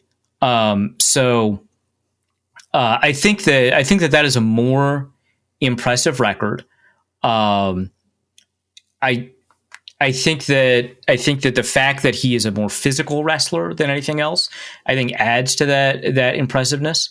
And I think the fact that we have so many like ankle and knee and elbow injuries, and that he's been able to he's been able to wrestle in every single match for like years and years and years and years, and have over 1,600 bouts, is like beyond belief. I think that's incredible. So I think it's more impressive than Cal Ripken's incredibly impressive record. Mm-hmm. But like, Jesus, he's 40. Come on. I don't even think you remember it, the record as it was going down, because your median age in the 90s was 7. So it was quite the thing to behold. Yeah, no, yep. I don't have a comment on that. Whatever. Whatever. This is your Western bias. Nostalgia and Western bias combined. Western bias? Yeah. You're That's the hill you're going to die on? That's the one? Well, I mean, there's also a nostalgia bias here, that you were very well engaged in sports media at the time he was hitting that record. That obviously plays a big role here. But, also, I just don't think you respect the sport of sumo. That, you know what? It's taken a while, but I finally agree with something you say on this podcast. Fantastic. Let's finish it up. Nick the Greek asks, let's take a visit to Arif's entrepreneur corner for a moment. What steps does Arif plan to take to cement his first-to-market advantage when it comes to the consensus big board? Buy out the competition? Targeted litigation and harassment? Ginned-up claims of anti-Semitism? Honeypot operations? We all know there's no money in fair competition. Okay, so first of all, it's not really how this works. Second, you saying the word cement did remind me of what I wanted my answer to be when I was looking over the questions beforehand to the question about, like, compare this to a career. I'm choosing 40 years of the DMV government pension. I've been watching a lot of concrete channels on YouTube recently. If you like, because it's fascinating. If you like YouTube shorts specifically, I recommend Hummel Concrete. Outstanding channel. You really learn a lot about, when I made fun of Andrew Luck for being super into concrete, I was wrong. That stuff's fascinating. Boy, there's a lot of information coming at me fast right now. I need to be careful. There's this guy on YouTube. that made the thinnest concrete chair in the world and then followed it up with an even thinner concrete table that like bears weight. And he did it with like glass fibers and a particular consistency of concrete. It's amazing. It's incredible. That guy deserves a Nobel. Okay. Like I have How seen is that promoting peace? I have okay, not the Nobel Peace Prize. I'm just saying we should take away all of the Nobel Prizes in economics because most of them are bad people who have done worse for the world than better, and turn it into a Nobel Prize of content creation. And the concrete guy that made the thin chair, he should at least be nominated and get like $1 million, whatever the prize is. That's what I'm saying. Boy, this is more off the rails than normal. Yeah, so the guy who made the thin concrete, I believe that channel is Modustrial Maker. Super recommended. He has a 40-part video series where he not about concrete, where he buys an abandoned warehouse in the middle of Chicago before COVID and renovates it over 4 years into his house/workshop. It rules. I love it. I've been watching a ton of DIY on YouTube. Anyway, to answer this question, that's not really how this works. I can't buy out the other consensus boards. And also, every consensus board is like different. Like the Athletics current consensus board operates differently. They assign every rank a certain amount of points, 100 to 1. They only do top 100. They only do like 15. Marcus Mosher's averages the ranks instead of doing a point thing.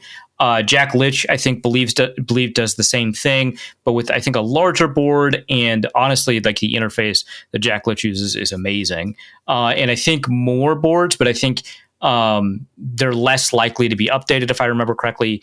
NFL Mock Draft Database's Consensus Big Board includes mock draft data in building the Consensus Big Board as well as Big Board data.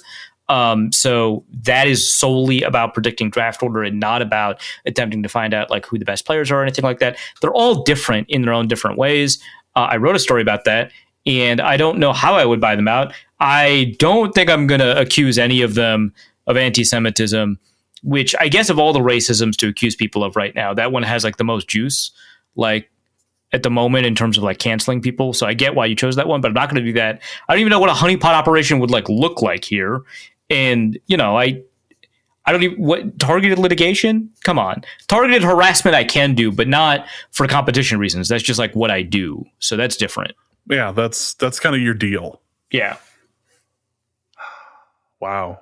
Well, that answer had a lot more information in it than I was expecting. Concrete YouTube rules. I highly recommend it. With that bombshell, we are going to end this episode of Norse Code. Hope you guys have enjoyed it. We will be back soon as we are in the middle of the off season, and we're going to enter some quiet time here for Arif to reflect and watch more concrete. Arif, what do you have to plug? Yeah, so you may have heard of the Consensus Big Board. I've got a lot of pieces over at Wide Left. Soon I will have, I didn't actually ask him yet, but I assume he's going to do it. Luke Braun break down a bunch of the draft picks from the Vikings, especially Donovan Jackson, who he loves. But I've got Consensus Big Board, the top 300. I've got the Consensus Big Board grades the draft. The Vikings will do well there. I mentioned that a little bit in this piece. I've got the history of who the best available is on day 2, whether or not that's meaningful.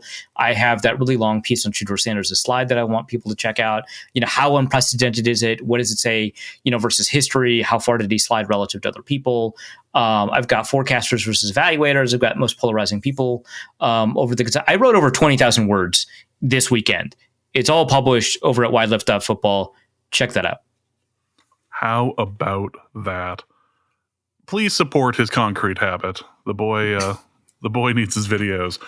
That is going to be it for this episode of Norse Code. Hope you guys have enjoyed it. We'll be back soon. But for Arif, my name is James. Thank you guys so much for listening. And please remember that the horrors persist, and so do we. And we'll be back soon. Norse Code is the largest and only division of Norse Code LLC. You can find Norse Code on the Daily Norseman, SB Nation's Vikings blog at dailynorseman.com. You can also find it on iTunes, Apple Podcasts, Stitcher, Spotify, Google Play, and wherever fine podcasts are aggregated. Our Vikings blogger extraordinaire and generally useful human is Arif Hassan of and he can be found on Twitter at ArifasonNFL.